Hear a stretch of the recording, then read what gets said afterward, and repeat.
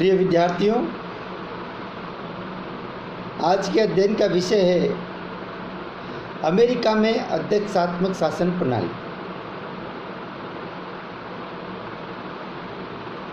जैसा कि आप सब जानते हैं, दो प्रकार की शासन प्रणालियां पाई जाती है। संसदीय शासन प्रणाली, जो कि ब्रिटेन, भारत, कनाडा इत्यादि देशों में पाई जाती है। दूसरी ओर फ्रांस और अमेरिका में अध्यक्षात्मक शासन प्रणाली पाई जाती है।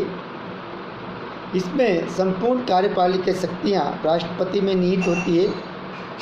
राष्ट्रपति व्यवस्थापिका से पूर्णतः स्वतंत्र होता है तथा राष्ट्रपति व्यवस्था के प्रति उत्तरदायी नहीं होता। इसमें कार्यकाल राष्ट्रपति का निश्चित होता है। मंत्रिमंडल के सदस्य व्यवस्था के बैठकों में हिस्सा व विधेयक प्रस्तुत नहीं कर सकते। मंत्रिमंडल के सदस्य व्यवस्थापिका की बैठकों में हिस्सा नहीं ले सकते और विधेयक प्रस्तुत नहीं कर सकते, जबकि संसदीय व्यवस्था में ऐसा कर सकते हैं। इसकी अगर परिभाषा करें तो वह प्रणाली जिसमें कार्यपालिका प्रधान अपने कार्यकाल और कुछ सीमा तक अपनी नीतियों और कार्यों के लिए विधानमंडल से स्वतंत्र होता है, और दूसरी ओर संसदीय शासन प्रणाली में वह संसद के प्रति उत्तरदायी होता है। इसकी विशेषताएं: शक्ति पृथक्करण। पहली विशेषता, कार्यपालिका व्यवस्थापिका का नेतृत्व नहीं करती और वे व्यवस्थापिका के सदस्य होते हैं। कार्यपालिका व्यवस्थापिका का नेतृत्व नहीं करती और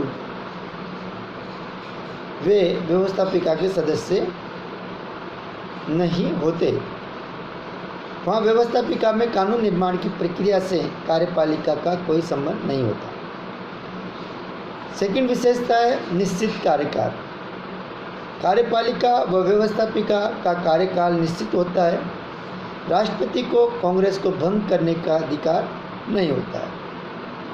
थर्ड विशेषता है एकल कार्यपालिका, जबकि यूके, इंडिया में दोहरी कार्यपालिकाएं पाई जाती है। इस शासन प्रणाली के कुछ गुण हैं जिसके बारे में हम बात करेंगे। पहला है शासन की स्थिरता। इसमें राष्ट्रपति का चुनाव 4 वर्ष के लिए किया जाता है और लगभग हर राष्ट्रपति अपना कार्यकाल पूर्ण करता है। सेकंड, प्रशासनिक कुशलता एवं निपुणता। बहुमत व अविश्वास का डर नहीं होता और मंत्री नियुक्त करने में दलीय भावना की बाध्यता नहीं होती है। जैसे राष्ट्रपति क्लीवलैंड ने डेमोक्रेटिक वाल्टर जी कुस्मिन को राज्य सचिव नियुक्त किया, जो कि रिपब्लिक के थे, और इस आधार पर कहा जाता है कि ये ज़्यादा प्रभावशाली होती है। नेक्स्ट है गुण इसका, आपातकाल में अधिक उपयुक्त माना जाता है। अध्यक्षीय शासन प्रणाली आपातकाल में अधिक उपयुक्त मानी जाती है।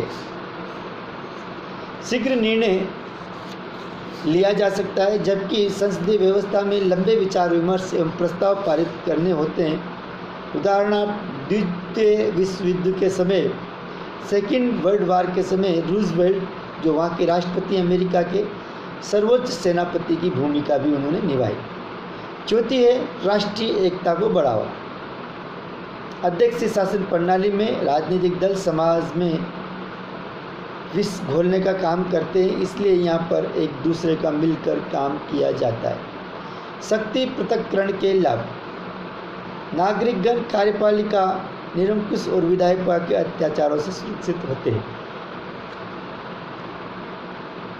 क्योंकि शक्ति पृथक्करण में तीनों अंग, कार्यपालिका, व्यवस्थापिका और न्यायपालिका, अपने अपने कार्यों को अंजाम देते हैं, लेकिन और इस कारण से नागरिक अधिकार सुरक्षित होते हैं। फिर भी इस व्यवस्था के कुछ दोष हैं। पहला है अनुत्तरदायी शासन।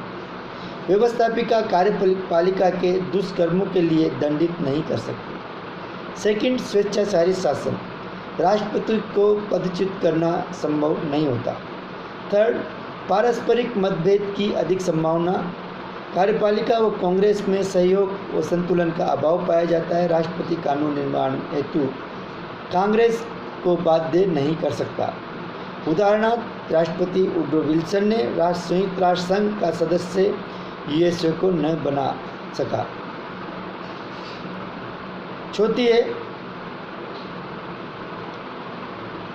समयानुकूलता व लोचशीलता का अभाव पाया जाता है। नेक्स्ट, अवयव सिद्धांत के विपरीत पाया जाता है। इस प्रकार कह सकते हैं कि अध्यक्ष शासन प्रणाली कई मामलों में सुदृढ़ है, लेकिन कुछ इसके दोष भी हैं। थैंक यू, धन्यवाद।